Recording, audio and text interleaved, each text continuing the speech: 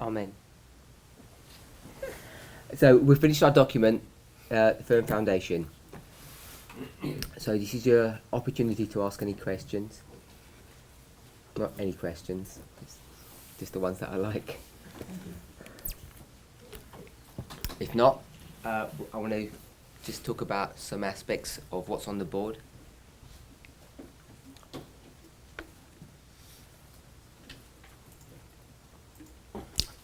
Please ask. Brother Larry?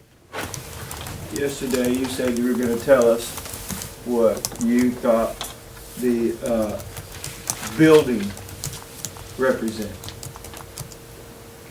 The main point that we went over yesterday in 1 SM 207.3.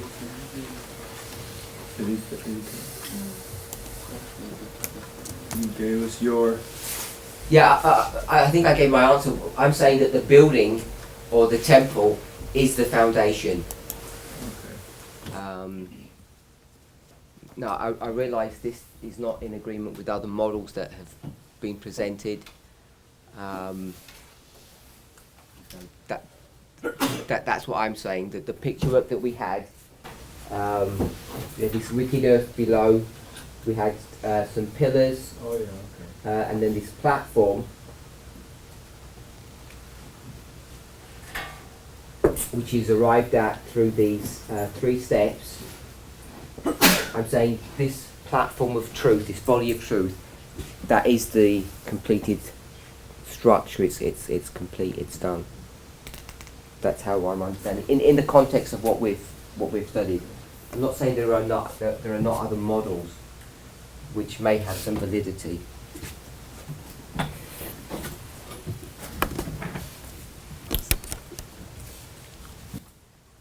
Okay, so, this trying to. And that platform was completed in 2014. I'm suggesting it was completed in 2014, yeah.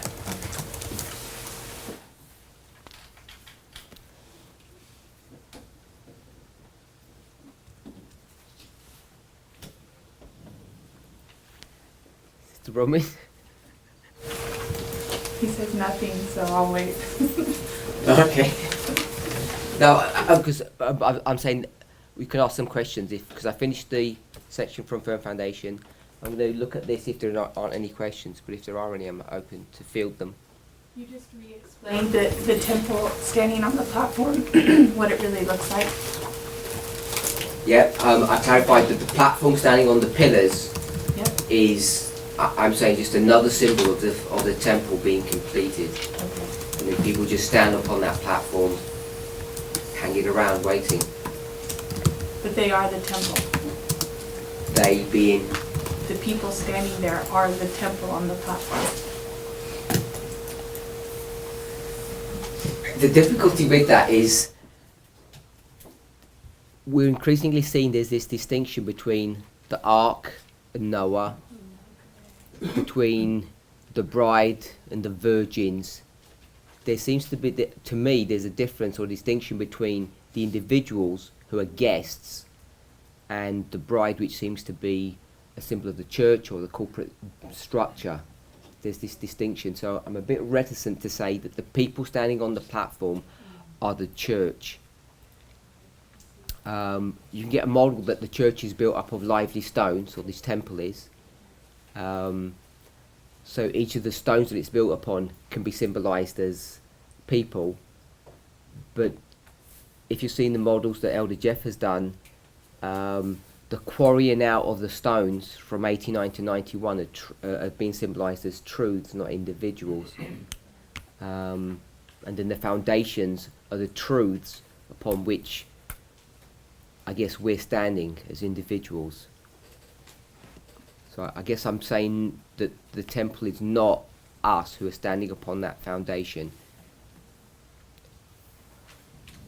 Although I think you can build a model for that.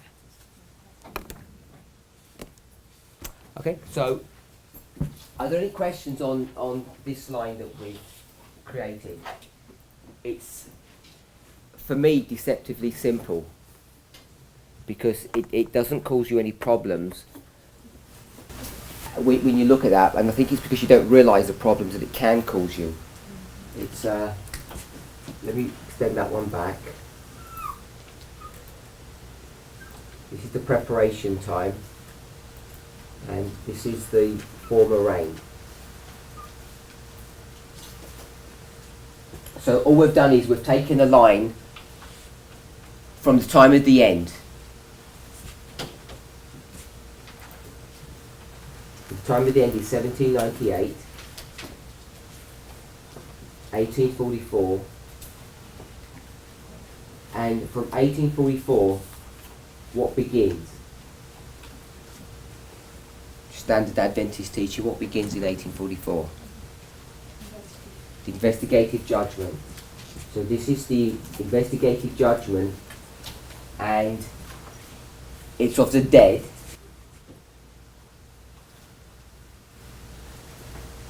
And it's going to go from the dead to the living, this seamless transition. And I'm suggesting that this waymark here would be the living. It goes from the judgment of the dead to the judgment of the living.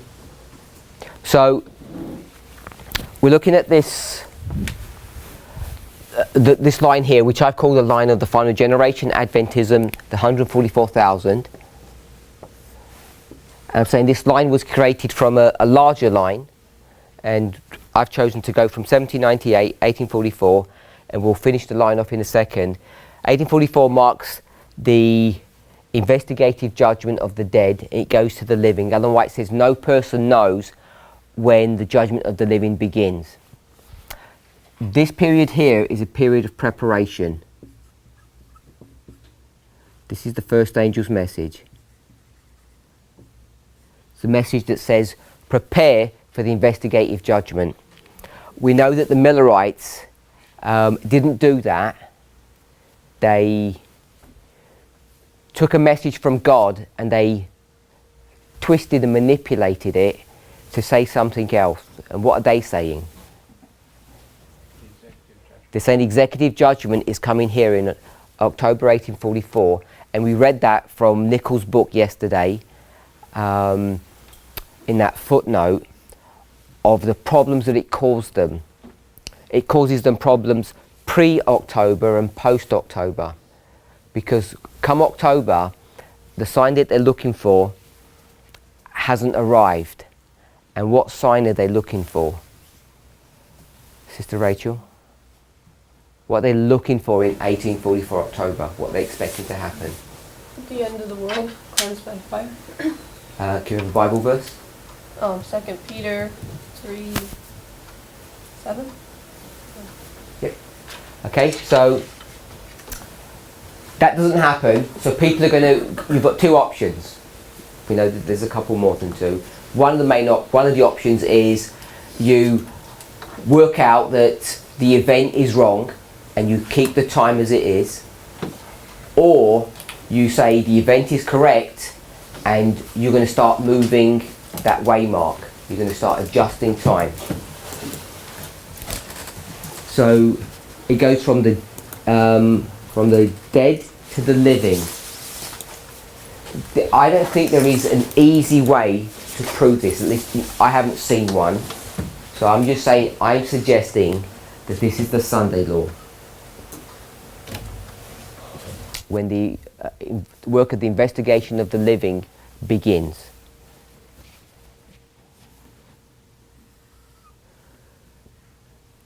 You go to the close of probation, and then you go to the second advent.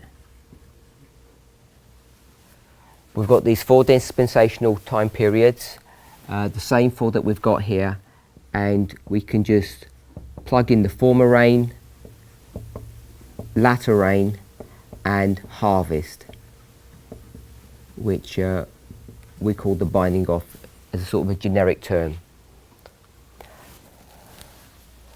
Now, Ellen White I've not found any good quotes that explicitly connect the investigative judgment of the living with the Sunday law, so I'm explaining that. but the rest of it you can find from the Spirit of Prophecy. This concept of the former rain, the concept of the latter rain, and the concept of the harvest, all can be explained and understood from standard Ellen White quotes, just from her major works. Sister Bronwyn? We used to teach that the investigative judgment of the living began at 9/11, right? That's what we previously taught. So,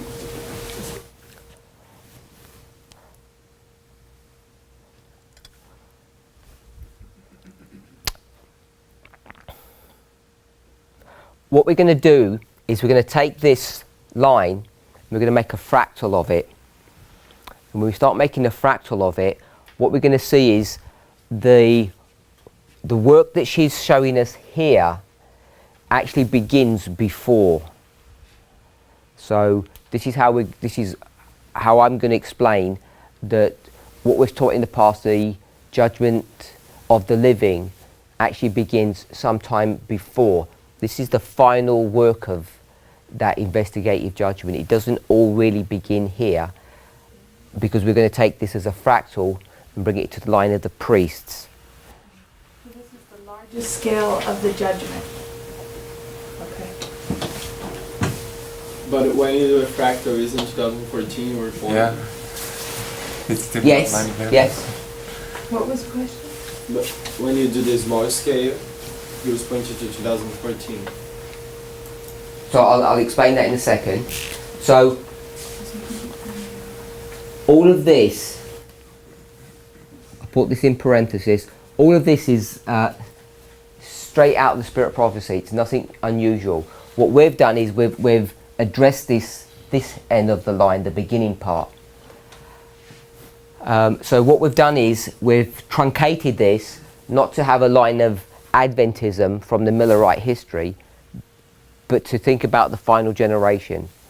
So we go to verse 40, Daniel 11, and we connect 1798 to 1989. So once we've done that, then we create this other waymark, 9/11, and 9/11 is going to line up with October 1844, and then we have the line that's shown here: preparation, former rain, latter rain, and harvest.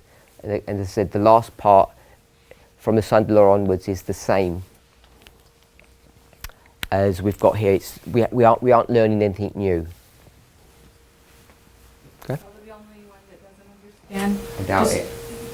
When we're lining up 1844 and 9/11, what's a few justifications of why we're doing that? I'm sorry. And you don't have to go this direction. The problem that we have is when we talk about a waymark in Millerite history, it can have different applications. It can be placed when you bring it to our line at different locations. So, and the reason for that is because October has so many components attached to it. Now, I've said that they give this distorted message, the message that they're not supposed to be giving, but what we find is all the mistakes that the Millerites make, they end up in some shape or form being correct or having a correct application here at the end of the world. So it's just at that level, the structure allows you to line it up. The tearing time. Sorry? You have the tearing time. So when you go to this history, what is October 1844? So one of them is it's going to be the investigative judgment beginning. Another one is that it's going to be the investigative judgment executive, or close of probation, we'd call that. Then, as Brother Daniel says, it's also the tarrying time. And all of these we're not making up. This is historical fact or a Spirit of Prophecy quote. What else can we say about it? Okay, well, let's go with those three. They're enough for us to deal with. So because we've got this Tarian time here, that's the one that we can tag to bring to 9/11. It's just as at that level. You're just using characteristics for one and saying they fit with the other. Yes. And you haven't been doing that before. You usually don't do that. Yes, I don't usually do that. Okay. But to line all this up, that's what's essentially has been done. Okay. I think another way to show that somehow it is in 9/11 is because just like the letter rain, when she talks about the letter rain, she's talking about Sunday law, where we have to create 9/11 as a waymark that comes before that. So even though the angel of Revelation 18 talks about the judgment of the living, and we have to make this waymark before, so somehow it's there. Did we understand that? Did anybody understand that? They didn't understand what you said. We talk about that, yes. So Yeah, but so they still don't understand. It's not.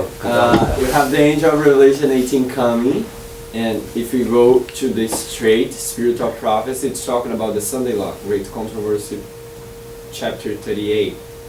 But as we saw yesterday, we have to create the arrival, let's say like this. She's talking about the empowerment, but we have to create the arrival.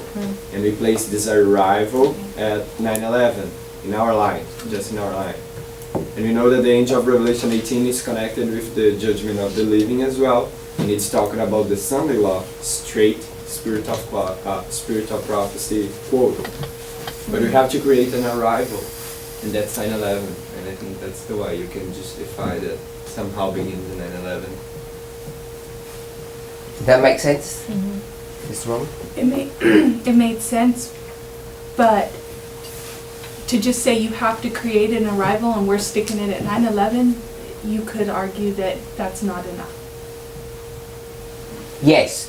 So if we're going to do what Brother Daniel said, we've got Millerite history, our history. Sorry? No. Did I say something wrong? And he's doing this. Second angel's message, second angel's message. This is Revelation 18, Revelation 14. It begins here, it ends here, so we'd put arrival and empowerment or executive empowerment. So if you go to the Millerite history, you're going to look for a 2A and a 2E. And then in our history, you're going to have this 2E. And so you have to, you know that you're searching for something that isn't there. I'm going to call it searching for hid treasure. So the question is, where is that second angel going to be? How do you look for it? If you don't know to see it, then you wouldn't even know how to create a waymark. So that's part of the detective work. The problem that we face now is we did this all differently. We didn't say, let me give you an example of that. If you can recall some of the work that Sister Tess did, we've got 2014, and this is Raphia.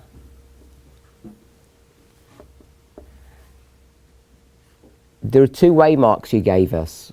Do you remember what they were? The dates or? 16. She gave us 16, and I guess we gave her 18. I don't know if she gave it to us, or we said this is 18. Yeah. So if I take that and I do it in the way that we might normally do it, this would be 9/11, 2014, Sunday law, loud cry, close of probation, Raphia. So we're suggesting now that this is 2018. So if that's 2018, what's 2016? It's a waymark, it's an important thing that we've looked at. We know that studies are now coming out to pick up the presidential election cycles, 2016, go to 2020. So you recall that she suggested, I agree, that this was Boston, this was Concord, and this was Exeter. So even if you don't agree with that, you get that logic. So what has just happened in front of our eyes? We've just created a new waymark. When I say we've created one, we haven't created one. It was already there from the Millerite line, Concord, but we never really did anything with that. But we're making an application that we're saying 16 is Concord. So what we're going to do is we take that history and we bring it to the history post Raphia. So this is where I guess fractals become complicated.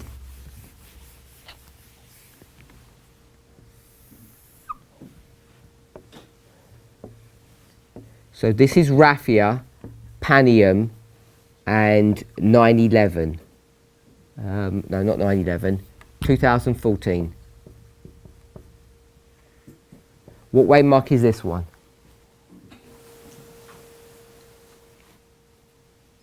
Sunday law. Okay, what waymark is this one? Okay, close the probation. So now it becomes tricky because I could easily say no. I could easily say no, it's not that. I could say it's a number of things. So I could say it's Sunday law. And I could say that's Sunday law. Remember we did that here? We said these Sunday laws are bringing us to this Sunday law. These aren't Sunday laws. These are experiences that we go through that have the same experience that you will go through a Sunday law, which is this loud cry, latter rain experience for different groups of people. So we can equally do that. So it depends who we're talking about. So we'll take that out and we'll say this is the line of the priests, and if that's the Sunday law, this is the close of probation, and this is the second advent. And here you have the loud cry, which is that one there, and then we've got Concord 2016. So now that we've got that, you'll see what she did was pick up the election cycle, although she didn't use that language, and she's going to go back to a previous history, and she's going to pick up Concord again. Don't know if you remember that. And this would be 2020.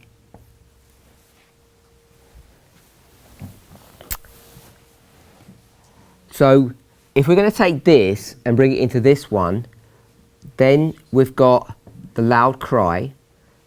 So what we're doing is, the reason why I'm saying this is, remember Sister Bronwyn's asked a question, or it's come up. Okay, we found this 2A, we know to expect it. What date, what event is it? We have to start searching for it. But you're not going to search unless you know. But we never did it that way. We just went totally backward. But look what we're doing now. We're not going backward because we're not able to go backwards because we're projecting forwards. We're making predictions. So we're here. We've seen Concord has happened. We're now predicting Concord in the future. So we've got some bare bones of characteristics. We're not sure exactly what it looks like, but we're predicting it's going to be here. And then we're saying there's going to be a loud cry. And then we've got Panium. So I'm suggesting we'd have, again, two waymarks here. And this would be what waymark? This one here. Verse 41, Sunday law. So you can see that even though we don't know the details of them, we're now having to grapple with this structure here of these two waymarks. The two loud cries, we already could have anticipated them, but there's this other one that's coming up. So all I'm saying is that if we were going to do this, I guess properly, we would have gone back and try to find what 9/11 would be, what the characteristics of it, of what it would be, make a prediction about it, and say, we expect sometime in the future A, B, or C. That's what we would have done, but we didn't do that, and we didn't do that because we're still cutting our teeth on prophecy. We're still trying to understand, and we use the argument that we're using line upon line methodology, and line upon line can be explained a different way. Line upon line equals history repeats, and the argument that we used was, we got to 1989, we see that history is repeating, but we need a second witness for that. And you don't know that history is repeating until what? Until it's repeated, which means you can only identify a waymark after the event. Does that make sense? So 9/11 has to have been and gone.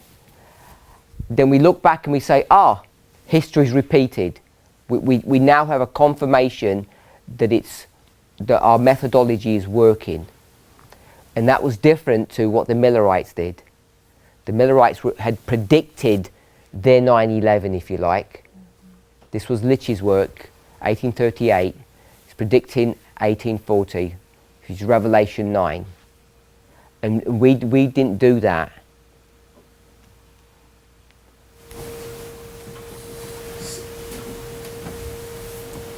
So to be able to fully understand what's going to be repeating ahead of us, don't we have to be through the entire section that's got those repeats in it before we can predict what's ahead of us? I don't know how to say that question.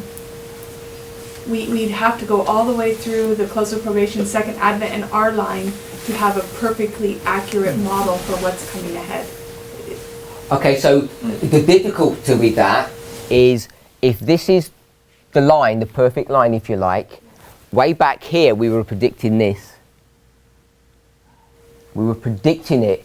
Adventists have been predicting this Sunday law here way back from 1844, but with uncertainty. But then we come to a time where we say, whatever we were talking about, the Sunday law is coming, and we don't know when, because isn't that what we said? We don't know when. If you don't know when, you don't have time. There's no time between 1844 and some event, some waymark. Come 1989, now we say the Sunday law is coming and we know when. Now, our version of we know when, which is time, because we're weak, frail, erring human beings, we don't want to step out and say we're going to calculate time, because we're still stuck with those legacy arguments. So we say, okay, we don't know the time, but we know we're there. We know the events. This generation shall not pass. We now know we're the final generation. So we use different logic, different tacks to say essentially the same thing, that from the time of the end, this 1989, the Sunday law is going to be here, and we're in the final movements. And the strongest argument that we had was that we went to a Bible verse, verse 40, and said the next verse is the Sunday law. And we didn't say, by the way, that next verse is 30 plus years away, but don't worry about that, because we can't do that. We didn't want to. We're not even allowed to to stretch things that far into the future. It would take all the potency out of your message. Having said that, that's exactly what the Millerites had done. When they first start preaching the first angel's message, they're saying in 25 years this event's going to happen. But that's in 1818, and Miller isn't preaching, is he? He's not publicly speaking in 1818. He still waits a number of years. When does he publicly speak? Okay, so we've got the 31, but I want to pick the 33, where he gets his credentials, because if you go from 33 to the end that he's marking, how many years is that? 10 years. And that makes 1833 what? The first day of the 7th month, because he's predicting the 10th day of the 7th month in 10 years. So this is the call to prepare. It's a 10-year warning that he's been given. The 10-year warning that he is giving, not he's been given, he's giving. And we've got 79 to 89. We can see that. There's now talk from 2011 to 2021, 10 years. We've got 2004 to 2014, 10 years. 2001 to 2011, 10 years. So this 10-year is coming up in our line. So the searching out of 9/11, it's difficult to undo our own history. It was sort of introduced, as all of us know how we go about doing 9/11. The event happens, we see radical Islam rising. Once the charts come up, we see radical Islam on the charts. It's a component of Millerite history. So we have that information, first woe, second woe, third woe. We have 1840 now coming to view, the restraining of radical Islam. So we had that, and then we had all of those Spirit Prophecy quotes, Testimonies of the Church Volume 9, Review and Herald article 1906, and those ones begin to give us the actual events of the bringing down of the towers. And once you have that, then you have Revelation 18 coming in. And so that's how 9/11 was constructed. But if we were to approach it today, we would have to approach it this way. We'd have to look at all the characteristics. Can you imagine how difficult that is? People have said, pointed out, okay, Sister Tessa's done Raphia. She's given us 2019, even though she didn't say explicitly, if you remember. And how many characteristics have we got? They're really hard, strong characteristics. No, obviously none, because no one's saying anything.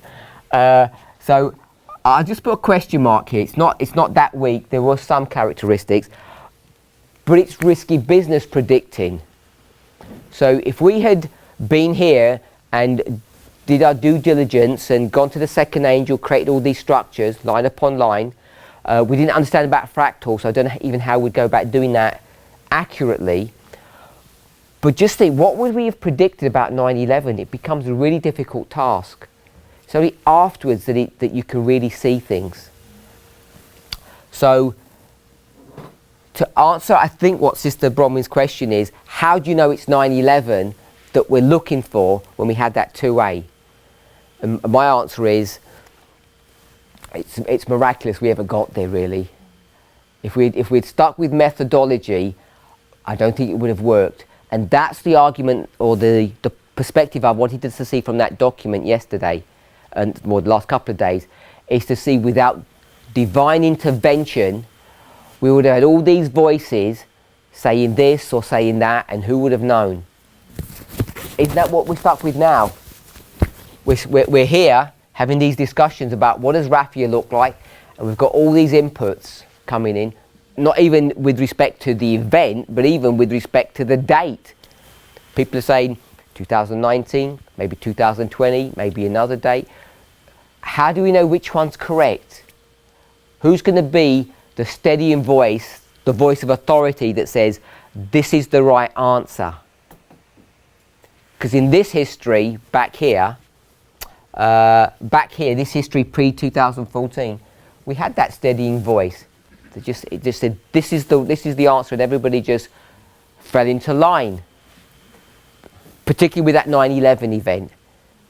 Can you imagine if we were in a round table discussion like this and we say, What's that event that's about to happen that's going to mark the former rain, the 2A that we're looking for? 2A is Babylon is fallen. How would we ever worked out that that was 9/11? I mean, how do you get that Babylon is fallen is 9/11? How does that even work?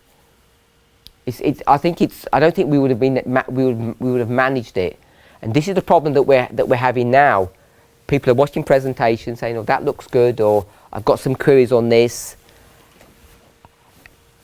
I don't know how that's going to get resolved. I thought you said we can't do that now. We're done. There's no more divine intervention. Her mind is unblocked. Now we're on methodology. Exactly. That's what I'm saying. Now all of us we've got to deal with methodology, and if that help isn't there, how are we going to straighten that out? How are we going to come to a consensus position? Because before it was relatively easy. We had this servant of God standing up and saying, "This is it." And people would come and argue, and their arguments would just get wiped away, wouldn't they? Relatively easily. People couldn't see the flaws in our argument even. It was kind of hidden from them, just like Millerite history. And now it's not that straightforward. It's all a bit exposed. So I don't know how we're going to resolve this, but all I'm saying is that we can see we're faced with this problem. We've got waymarks coming up. We know that they're there. We know they're there before we've even finished our history, but we don't have the details of them. And so you remember this concept of the special prophecies as they're being fulfilled, and you're walking over the ground of their fulfillment. That's when the things open up to you. Brother Theodore's introducing that concept in a firm way, not just sort of like a nebulous idea, to explain some of the things that we're talking about here, pre-Raphia. But if this is true, we won't even have all the details until we get to that time period, even though we're predicting it. So just if you think about it that way, at 9/11, you can't predict it until you're in that history when the prophecy is being fulfilled. We can go back now and we've got lots of arguments. The main argument that I would bring up is 9/11. You've got time now. You can put a time component onto that using the 25/20 through those calculations. So I'll just put time there.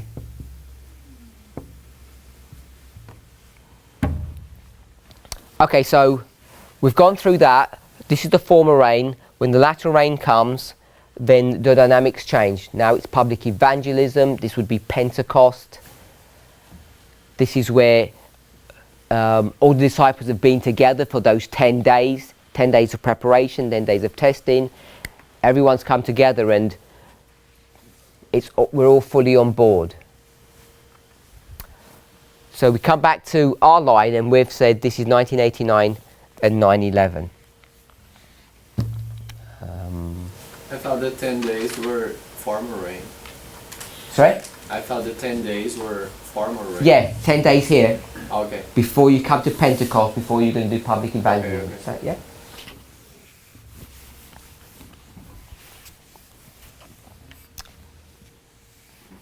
So the other thing I want us to remember is this harvest. Going to go to Matthew 13. They're going to grow together until the harvest, and in the harvest, both are going to be reaped, both wheat and tares. And I'm arguing at this scale, the wheat and tares are God's church, whatever symbol you want to give them, and the world, everyone that's left.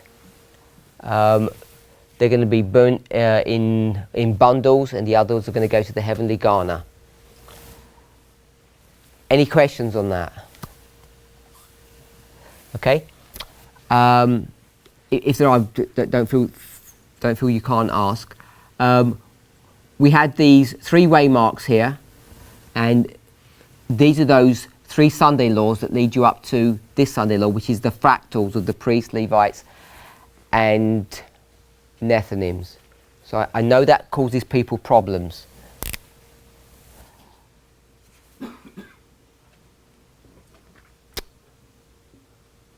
So does anybody have any questions of where we go, what they want us to talk about now? Brother Philip?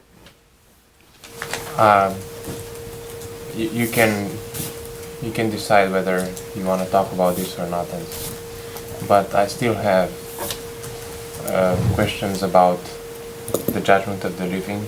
You know that, because somehow there are two things.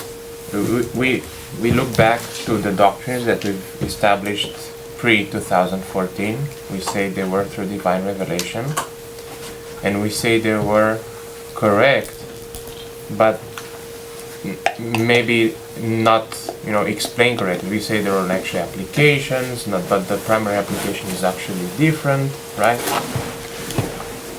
Can we say the same thing about the doctrine of the judgment of the living, or do we just say, well, that one is actually plainly wrong? Because when we discuss about 9/11, we say, well, that's just an application. When we talk about 90:13, life sketches for 11, that's an application, and the complete or perfect fulfillment or primary application is the Sunday law. Can we say the same thing about the judgment of the living, or is it different? A different story?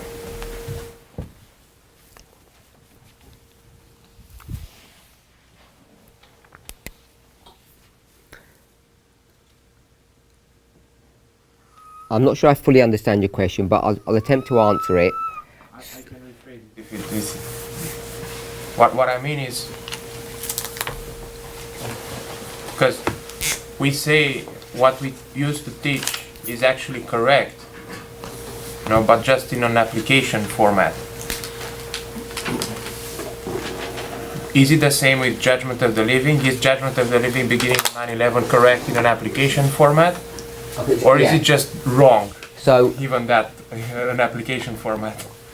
let me try and answer it this way. Let's go to a person,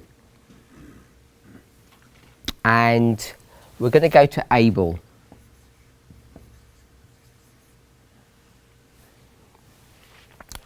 So I'll draw the line of Abel here.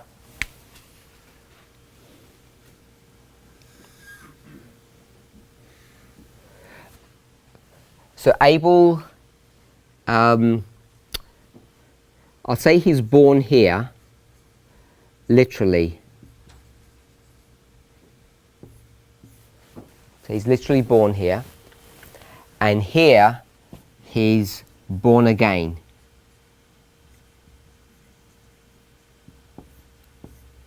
He's spiritually born. And then he's going to die. And then what happens after his death? We have 6,000 years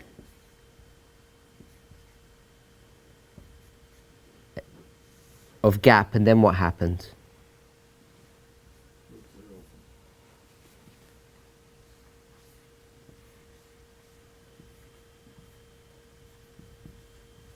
His book is opened, and this is what date?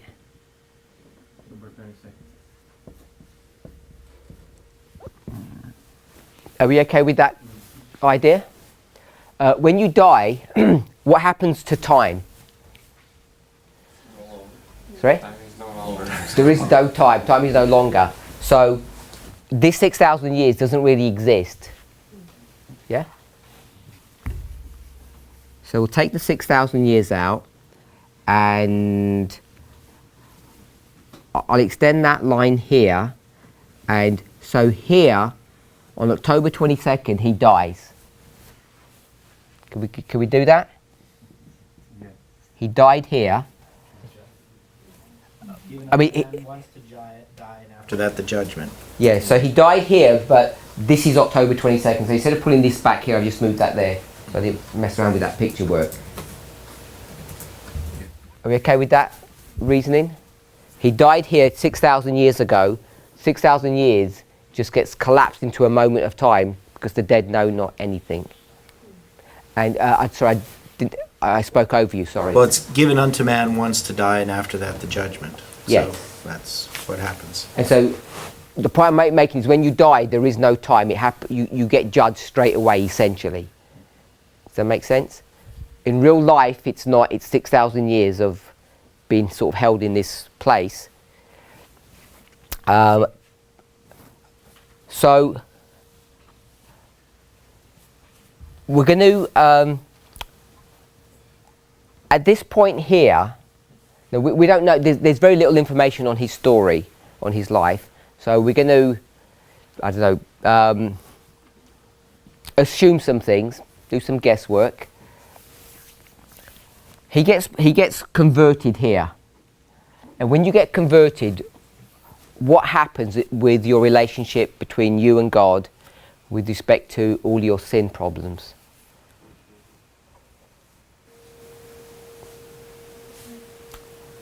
You've done sin all this time. Sorry? Start fresh. So you're going to start fresh. So I've put start anew. So you have a brand new start because you're born again. So all of this, what happens to it? When I say this, all of this sin or baggage, if I can call it baggage. Where does the symbol of baggage come from? Sorry? Pilgrim's Progress. Is this Robin? Ellen White's vision when they're... So the narrow vision, you've got all this baggage, you've got these carts, and then you've got the horses, and they all have to get shed. Sister Kathy, you said? Pilgrim's Progress. So Pilgrim's Progress does that for you.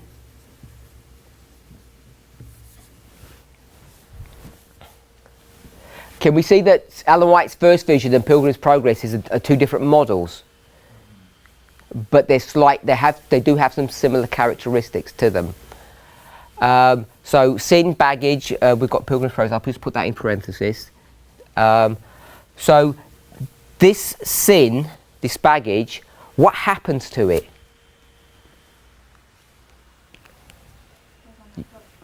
Sorry? It goes on that book.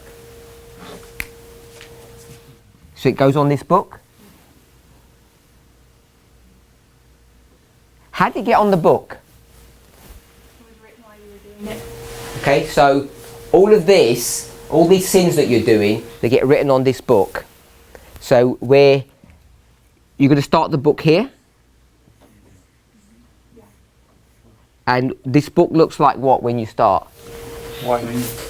White, clean, because you're just born. So here, after 20 years or 20 days, not literally 20 days because I don't think it works that with babies, this is just full of stuff. So what's going to happen here? It just sits there and waits. Sorry? It sits there and waits till he goes into judgment. So this is all going to sit and wait. Anyone else? Isn't brand new? You tell me. I don't know. I don't know, I'm asking the question. What happens to all of this stuff here that's all on this book?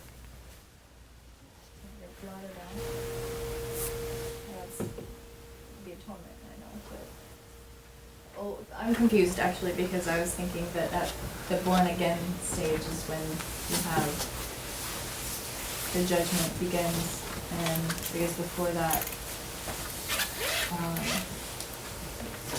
guess I'm looking at the agricultural model. So do it in the symbol of what we're trying to do, because I don't want to use the word judgment. So the born again, I'm looking at that as baptism, and we're not, from my understanding, not judged on things that we do before baptism. Okay, so after. what does that mean with respect to That there's a wiped, clean book after born again. So the book that you have all the writing on, that's a clean book. And then, so this is a clean book? from my understanding, but doesn't mean I'm right. What did you say, Brother Daniel? I would say the same. You were born again. But I don't know. Sister Bromley? What's the point of the judgment? Just the bad guys? Bad guys? No, here's a good guy. All the He's a good good guys guy. have got their books already cleaned up, they don't need to enter into the judgment then. Their books are already fixed up and ready to go.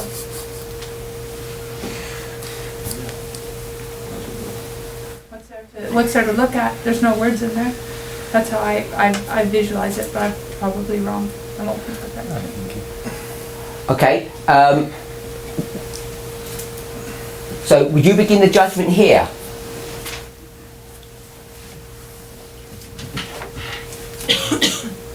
I begin the judgment on October 22nd, 1844. Okay, here. Yeah. Sister Tamina? I don't know if you remember, but we did that last year. We I've had done a it sermon quite a about few that. places, yeah. And I think we came to the conclusion that there are two blotting out. And we found even the Bible verse, but I can't remember the Bible verse. So, what I find surprising is, we've got this reform line, I'm not surprised actually, and it all seems relatively straightforward. And it's all about this latter rain, investigative judgments and things. But when we come to sort of the nuts and bolts of it, we don't have clarity and precision about how this judgment actually works. People have got different ideas. And one of the things, I don't think it's actually that straightforward. We have this nebulous idea that when you sin, you get things put on the books. Then we have this idea about the Day of Atonement. We have this idea about this sanctuary system, that the blood gets transferred from here to here, and it's on this holding pattern until the Day of Atonement, and all the blood gets removed, put onto a scapegoat. So we have all those ideas, but all I want to do is just put it onto the line of a human being, and we've all sort of like ground to a halt just at the very beginning, even before we even get to back down here.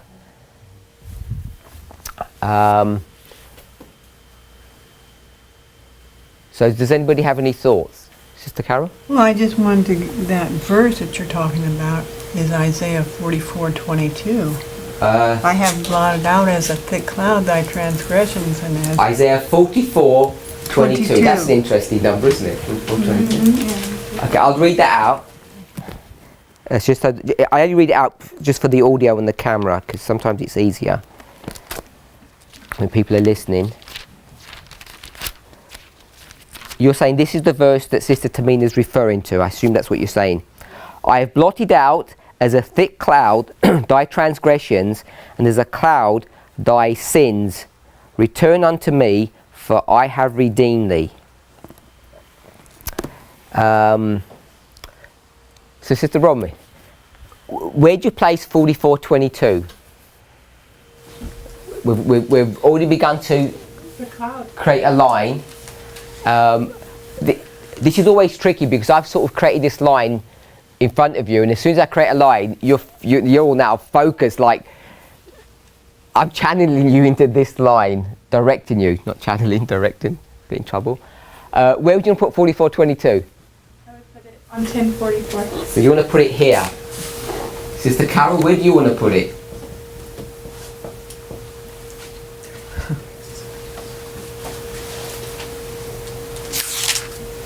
At 9/11, I guess. I don't know, you haven't got that up there, but... Okay, I'll do that if you like. No, I won't call it 9/11. I suppose I could, because we all know it's there, I guess. So I'll put 9/11 here then. Because you're born again, baptism, someone said that. So you want to put 44:22 here. They're in time. Sorry? They're in time, October 22, 1844. Say that again. October 22, 1844. That's they're in time. 9/11. Okay, yeah, I'll get that. Okay, that's why I didn't want to put 9/11 there, because I didn't want to do that. So I'm going to take that out, because that's going to not do us well. So we've got 44:22. What is 44:22? One word or two words? This is the blotting out. I was going to put BO, but that would send us into a spin. So this is the blotting out. So which one is correct? The blotting out is here or the blotting out is here? Yes.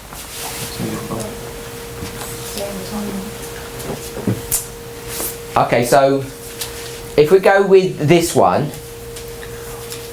what's being blotted out then? Oh, you said the baggage. All of this is getting blotted out? Yeah. Yeah. So when something gets blotted out, what happens to it?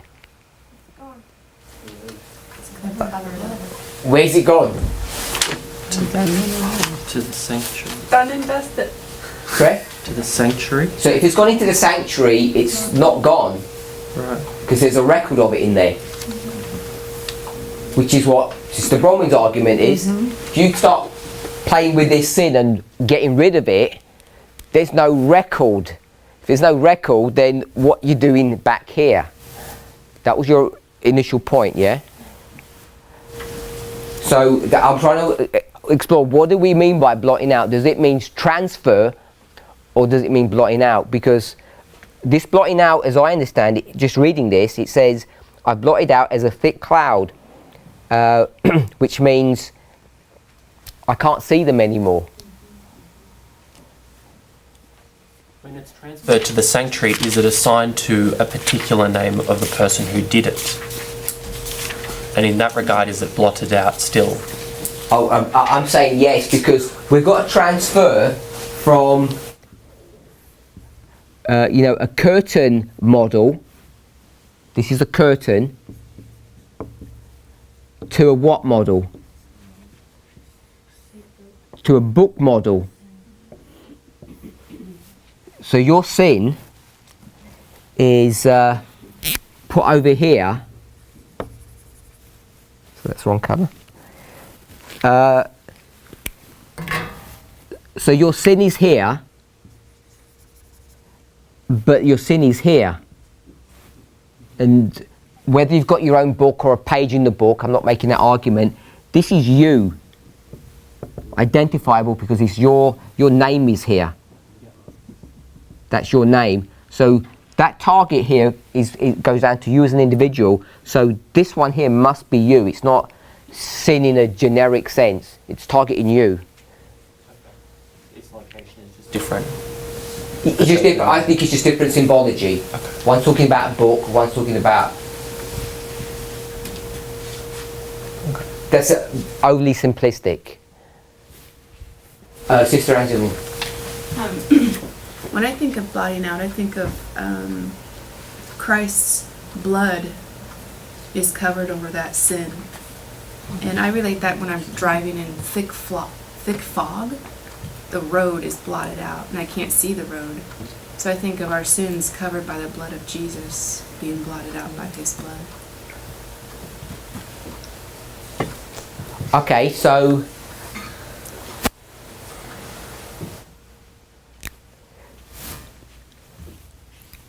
I'll put Jesus' blood here then. And what's his blood doing? You say it's blotting it out. So is that like a rubber? Like an eraser? I think it's just over the sin. It's there, but it's covered. Like the road is there, but it's covered by a thick sheet of fog. So can anybody see it? Ever?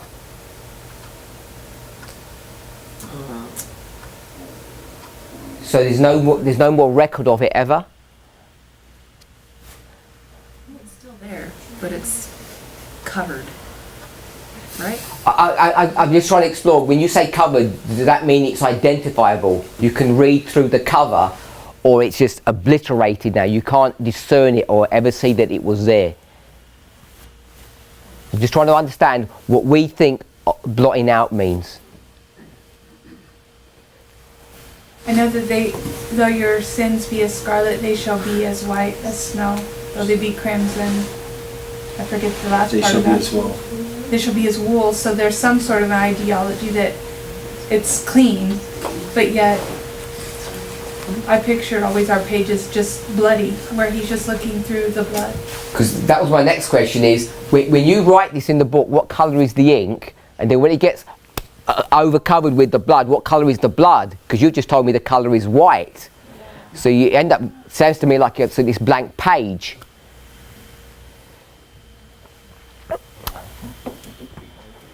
Okay, so what if blotting out is blotting out? What do you mean?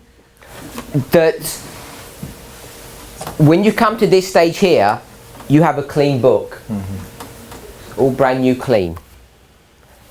And all the sins that you did here, maybe we could call them the sins of our youth. Not even that, I mean, you could be 60, it doesn't, I mean, just, this is the, why would you call it the sins of our youth? What's the definition of youth, by the way? Mature. Not mature.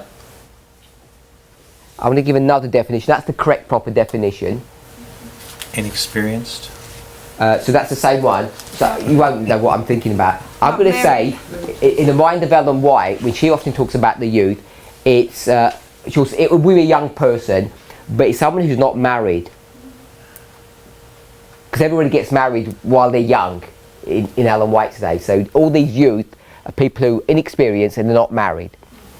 So I'm saying it's someone who's not married. So that's why I say the sins of our youth before we got married. Because here we're going to get married. Before you get married, you can't commit adultery, by the way.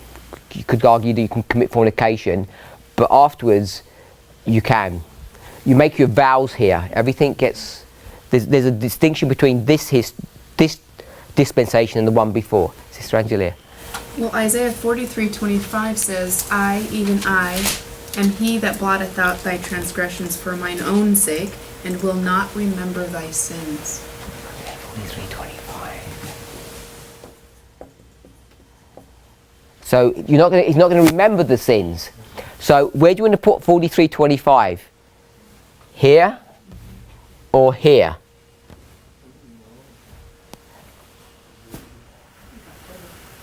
You want to put it here? Sister Carol wants to, I'm guessing he's going to put it here. Verse. I've got another verse. Okay, as far as, this is Psalms 103, verse 12. As far as the east is from the west, so far hath he removed our transgressions from us. I don't know where you put it. Maybe a new start. I'm questioning whether or not we are to draw reference from the sanctuary model, or we're looking at it in a vacuum. Answer your question? I don't know, I'm just questioning. Well, if we're going to say that the books are a symbol of the curtains, then I guess it's not in a vacuum. When are the books free? Just like the curtain was. I don't know, back here somewhere. Did you want to make a comment on that? If we're not doing it in a vacuum, is that? Then I think the sanctuary would provide us the answers. You have an answer? After Brother Philip, I'll give you some time to develop your answer. I start having the impression that we are combining two lines of different scales here. Tell me the one line. We have a personal line. And tell me the other line. The other one is the big line, the sanctuary model. And I think... Tell me where the sanctuary model is here. Well, I have the tendency to think, because he is first dead and then he's living in a spiritual sense, in his life he has first the judgment of the dead and the judgment of the living, you could say. and then the big sanctuary line is that. It's like that. I don't know. And I would say that yes, the blotting out and the 9/11 on the personal line. That's why I took 9/11 out. It's not 9/11. Is the same as. This is literally Abel. Yeah, his conversion. Okay. His sins are blotted out just the same as would be blotted out on October 22nd. Here. Yes. They don't exist. Yes. No. I don't think so. So why the books are going to be open? That's another line. That's another. Okay, so Sister Antonisha, you want to give your? I appreciated his input because it sounds similar to some of the thoughts that I understood back home, that the morning and evening sacrifices, there were certain sacrifices dedicated to the obliterations of personal sins, while the Day of Atonement was assigned to the nation itself. So as he said, you have the individual level at looking at it, and you also have the corporate level at looking at it. Okay, so you're saying the Day of Atonement here is not dealing with your individual record. It's looking at Israel as a group. And what about when Ellen White would say case after case is going to get addressed? But she still identifies it as a group of people, God's people. Okay, so what happens here to all of these sins? They're forgiven. We know they're forgiven. What happens to them? They're transferred to the sanctuary. So all these sins here are transferred to the sanctuary. In the Jewish model. I don't know if Abel was a Jew or not. In this model, are they? That's why I asked you for using the sanctuary model, or we're looking at it outside of the sanctuary. Okay, because so that's my only reference. So in this reference, what happens to them? Because maybe I don't understand the sanctuary model well, but you know this is a real person goes through these two phases. What happens to all these sins that that person did? The same thing you're picturing on the board. This. And what happens to those sins? That's what I'm asking.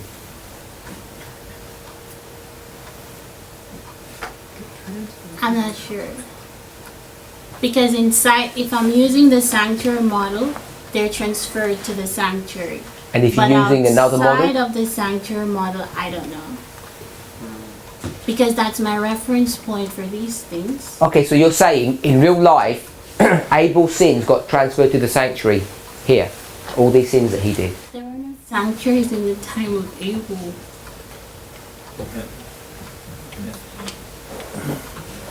So it doesn't work?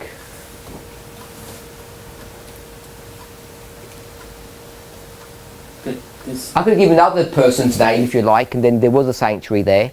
So it wouldn't make any difference if you're going to do line upon line.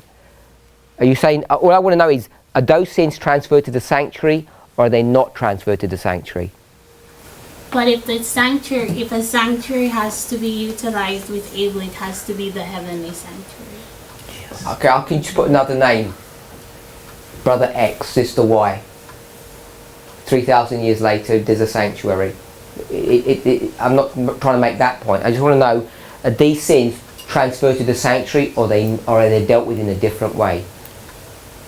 The whole purpose of the Day of Atonement is to cleanse the sanctuary from the sins that have been transferred there. You're not answering my question. My question was not the transfer or the cleansing of the sanctuary. I'm asking what happens to these sins here. Are they transferred to the sanctuary to be dealt with later on? Or are they dealt with to you? But the person has been freed from that baggage. It's just being borne by someone else. Gregory, you say something? I was just wondering, they may not have had a sanctuary on earth, but they still had the altars, and isn't that the... Yeah, I wasn't trying to, that's why I backed out of that issue. Whether you got a sanctuary or not, and you have that festival or that feast, that to me that is a red herring. It's not the point that I thought I wanted to see. So I want to know what happens to this sin. Does it get transferred in this holding place, or does it get dealt with? Brother Theodore, you haven't spoken for a while. Well, I have a comment. So here we are, a bunch of Seventh-day Adventists who believe that the judgment of the dead began October 22nd, 1844. We don't understand the slightest thing about the judgment, what it is. And that maybe isn't that confusing. You know, it may seem odd at first. But part of the problem is we have so many different ideas that we've been bombarded with in Adventism about sin and what it is and what judgment means, that it's understandable we're confused. Right? Yeah. Yeah. Fine. Okay. So, you know, and we keep relating this to the sanctuary, and some of them don't even make sense to me, what people are saying, because whether the sanctuary exists or doesn't exist on earth, we know that God has always dealt with us from heaven. So the sins have to be dealt with. When Jesus came, there wasn't a different way of salvation that came about. God didn't deal with sin in a different way. And to God, time is immaterial. So those sins have to be transferred to the sanctuary at some point. And the question is when? When does our sins, not in the ultimate sense of time, but what happens when we sin? Who's bearing those sins? That's the thing we have to look at. We're kind of getting confused by this, some of the ideas going around in our head regarding, and we're cautious because we don't want to get trapped by you. Saying something that's heretical. What do you think happens to this sin here? Christ bears those sins. Once we go to Christ, those sins are transferred to Him. And they can't be, we can talk about it, His blood covers them or whatever. So they're transferred to Him. Yeah. And then what? He's going to transfer them to the sanctuary? Yes. Okay, so I guess you're saying what Sister Antonisha is saying. Christ is so those sins. These ones you're saying are going to be transferred to the sanctuary. Yeah. Okay. Because there's two things. So there's one is we have our sins, and that record of sins that's being kept is the sins that we have in our lives. And we're bearing those sins right now. Those sins are then, once we confess those sins, Christ takes those sins from us. Now, the question you're asking about whether they're still recorded somewhere, I mean, obviously, they still have existed in the past, and even if we were converted, if we repent from our conversion, those sins will be remembered again. Right? I'm listening. So, at some point, they're ultimately dealt with. There's going to be a time in history when all the sins will have been forgotten completely of the righteous. We're not going to be thinking about our past sins. God's not going to be thinking about them. So, the question that we're kind of dealing with two different questions. When I confess my sins to God, those sins are forgiven. And I'm starting with a blank page.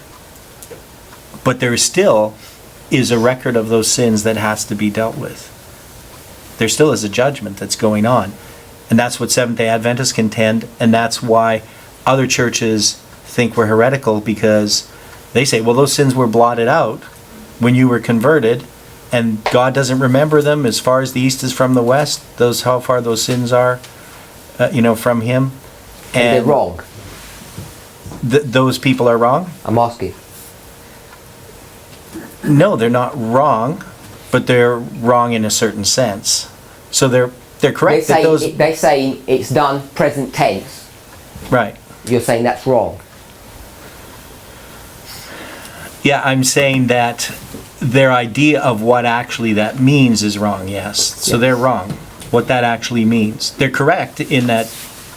Eventually. But in a practical sense, it's true now for me. When God's forgiven me, I don't have to think about that sin and worry about it hanging over my head that's been forgiven. But there is a time when God ultimately deals with sin, and that's still future. Sister Angela, She had her hand up first. it's okay. I'd let you take this. Those sins are transferred to the sanctuary, but then at the end they'll be transferred to the scapegoat. Okay. What about the Sorry? garments? The white garments, the righteousness of Christ. He gives us his white garments, and we give them the red one. And he takes to the sanctuary, so it's still there. I mean, I just because it's we know that the sins are in the sanctuary till the Day of Atonement, so somehow they are there. Okay. Sister Samina? Two things, tell me when I'm wrong. With the model you have up front there, I suggest that on October 1844, when you open the books there, the life of Abel is checked from when he is born again. That is that book. And then I think there's when he's born again, his sins were blotted out. He has a clean sheet because he's a newborn baby, and a newborn baby has a clean sheet. And those sins from beforehand, the baggage, I believe, was transferred on Satan. Okay, so I want to suggest, because Sister Tamina and I have conferred on this numerous times, that what she's suggesting. I want to suggest that this history here, and I had some questions, but I've only got a few minutes left, so I'll tell you what I think, then you can mull on this. All these sins here are actually blotted out. They're not transferred to the sanctuary. They're actually taken on by Christ through a transfer. He says, okay, I will take your sin and you take my righteousness, and the wages of sin is death. So when he died for your sins, all those sins, they got dealt with. They didn't get transferred to the sanctuary. All of this pre-Christianity. So post-Christianity, Jesus says, I'm not going to bear those sins. Those sins are going to have to dealt with in a different way. So once this book is cleaned and you walk through this history here, then you've got this record of sin. And this sin is from this point to this point. And every time you say sorry, he says, okay, we'll let you off. You say sorry for that sin, we'll just put it in this holding pattern here, and we'll deal with it in another way, because someone has to pay for that sin. So there's all this sin that's been recorded here, which is now going to be checked. And if there is a sin that you didn't ask for forgiveness for, you're going to be held accountable for that. And if you did ask for forgiveness for it, you're going to be relieved of the punishment for that sin. But someone has to pay the price for that sin. And who's that going to be? Because it's not going to be Jesus. Jesus already paid for the sins here. And I'm suggesting that the person who pays for the sins here is Satan, or the scapegoat. So I don't know if that's a sanctuary model or standalone, but I think all the sins that are spoken about here are blotted out. They're not addressed in the sanctuary service or sanctuary system. So I kind of have some empathy with these evangelicals when they do that, even though they don't understand the whole process. And I know many of you probably don't agree with that model, but that's how I understand what's being addressed here. And the reason why I think this is fundamental to get straight or to get right is because it has implications when we come to our line and when we start making that 9/11, and when we talk about the judgment of the living. When do we actually talk about that living is happening? So the reason I'm addressing this is because Brother Philip is asking me a question about mistakes or literal or something, and I'm saying Sunday law here is judgment of the living, Then he said, or I think Brother Daniel said, hold on a minute, I've done some trickery because that's 2014. Judgment of the living. And then what about 9/11? Which we used to say is judgment of the living. So was that all wrong? That's his question. Is this wrong? If this is correct, how does that work? So I'm saying, to me, this answers that question. That when we pick up the judgment of the living here at 9/11, what are we picking up? We talk about a testing. Testing work begins. Why were we not tested before? Why were we not tested in 1989? Why do we always say the testing begins at 9/11? The field is being plowed. Sorry? The field is being plowed. Because, I'll say it in a simple way, because we're not born yet, we don't even exist. And when you're born, you start with a blank sheet of paper, because everything before that has been wiped away clean, which is what I'm suggesting here. And what we were marking from 9/11 to 2014 is the filling up of this book. And then in 2014,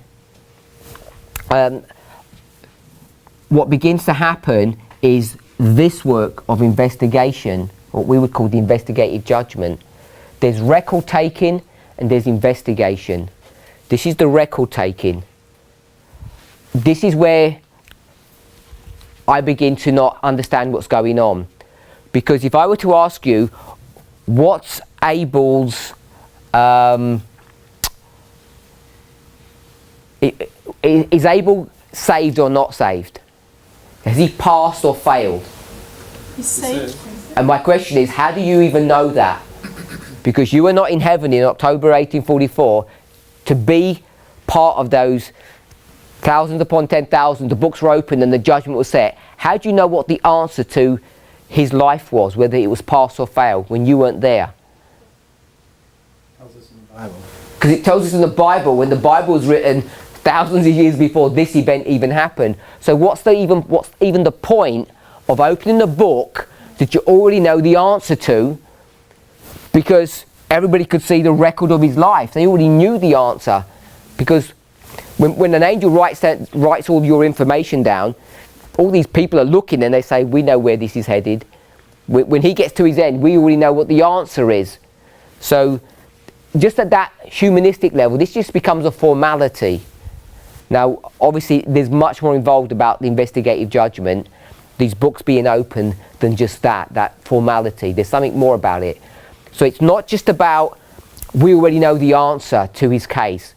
Because by 2014, when the investigative judgment begins, if we're going to get this and parallel it to here, you already know the answer to your case.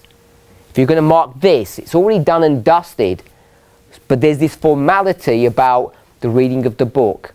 I think there are some subtle differences between the judgment of the dead and judgment of the living, but there is also some similarities. And I'm pretty sure that not everybody agrees with this concept of blotting out here, that it's not held on record. Everything before, I don't think it's held on record. The record taking, or the thing that's held on file in your book, is this history when you're in the kingdom of heaven. Because now you're subject to laws and conditions of God, and you weren't before.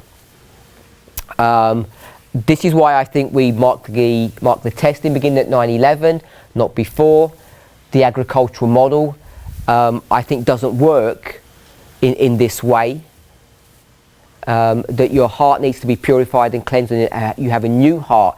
It's the new heart that's been checked and recorded in this book. It's not the old heart.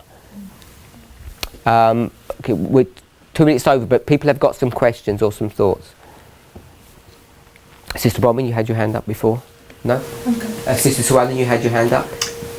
Well, I was just remembering that from a presentation last year about, I didn't understand about what happened to those sins to make the book clean, but it occurred to me that we're cleansed. So when something is cleansed, it's all washed away. And then I remembered the presentation last year about how after the book is cleansed, then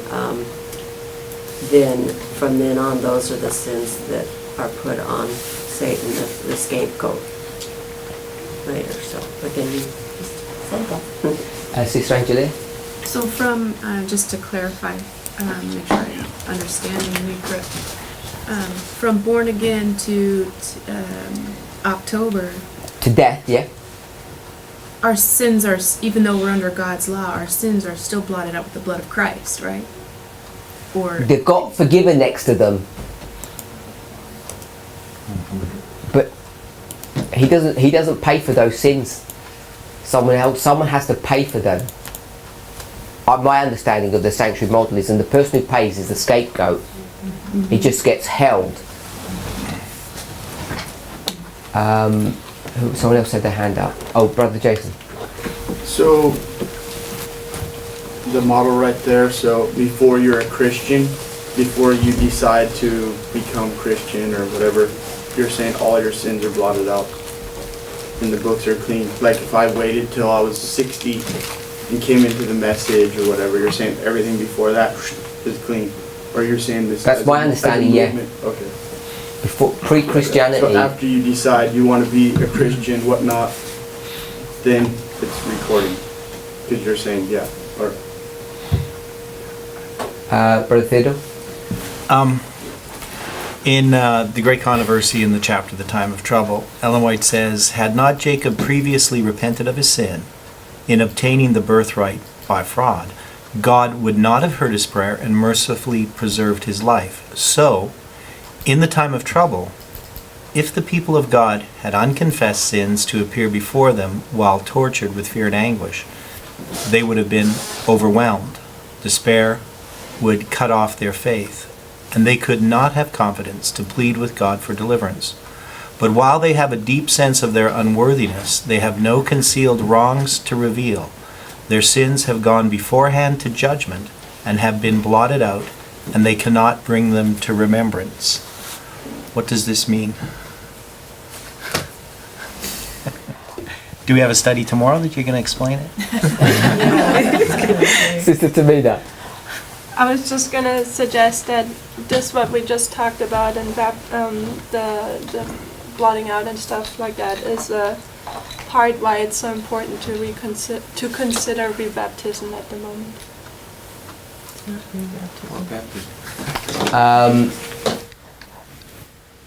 I'll just say this. When, just picking up that story, Jacob is 77 when he goes to Bethel. And if you see he's been deceiving his brother, tricking his dad, going into this secret alliance with his mother for decades. And God doesn't do anything to him. He just treats him nicely. Once he confesses and is born again, and I'm going to say enters into the kingdom of heaven, what happens to him from virtually day one for the rest of his life? He gets trouble, and the trouble is based upon his crimes of his youth beforehand. And so this deception is going to get turned around and put upon him over and over again to test him. So you can see clearly in his life the testing begins at baptism. It doesn't get tested before. So that doesn't answer the question that you were asking, but I just wanted to make that observation about this issue about testing at 9/11. I think can be really clearly shown in his life. Let's go with prayer. Heavenly Father, we want to give you praise and thanks for your goodness. We want to ask that you would give us the wisdom and the knowledge to understand how the sanctuary model works, how the investigative judgment really operates, not only in a theoretical sense, but also in our own personal lives, as we try to address the subject of the judgment and what it means to each of us, individually and corporately, and how we place these thoughts and ideas upon a line. Help us throughout this day to honour and glorify you. We ask for a special blessing upon the food that we're to eat. And all these things we ask and pray for in Jesus' name. Amen.